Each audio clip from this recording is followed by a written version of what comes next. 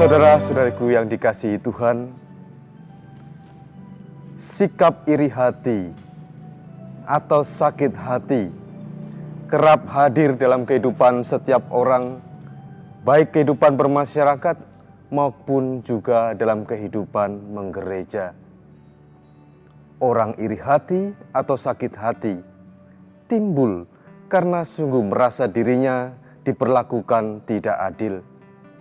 Ia sudah berbuat banyak, tetapi imbalan yang diterimanya tidak sepadan dengan pekerjaan atau perbuatan yang sudah dilakukannya. Dalam kehidupan menggereja, orang kerap merasa iri hati, kerap merasa sakit hati ketika orang lain yang jarang aktif di gereja mendapat perhatian lebih dalam pelayanan, atau ketika dia sungguh-sungguh seorang yang aktif dalam hidup menggereja, hidupnya jauh tidak lebih baik dari orang yang tidak aktif. Saudara-saudariku yang terkasih, orang yang hidup dalam iri hati dan sakit hati hanya akan membuat hidup tidak tenang. Hidupnya penuh dengan rasa bersungut-sungut. Iri hati dan sakit hati hanya akan membuat orang tumpul hatinya, membuat hatinya tertutup, tidak mampu lagi melihat sesuatu yang lain, yaitu kemurahan hati Tuhan. Kemurahan hati yang tampak dalam hidupnya sehari-hari.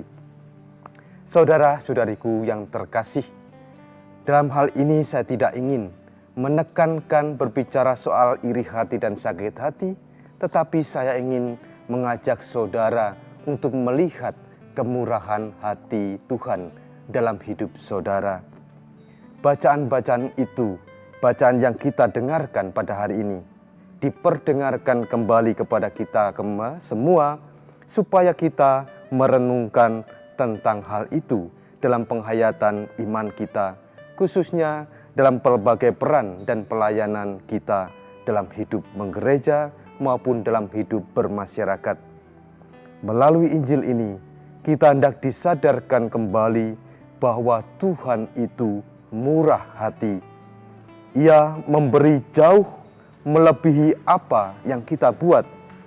Dia jauh memberikan lebih banyak dari yang kita butuhkan. Kita hari ini, kita diajak agar mampu melihat hal itu. Maka pertama-tama kita disadarkan untuk senantiasa membuka hati kepadanya, bukan menutup hati dengan iri hati dan juga sakit hati. Orang yang mau membuka hati, hidupnya akan penuh dengan rasa syukur, karena ia mampu melihat kerahiman Tuhan, mampu melihat kemurahan hati Tuhan dalam hidupnya. Barang siapa percaya, ia akan senantiasa dihibur oleh Tuhan. Ia tidak pernah dikecewakan oleh Tuhan.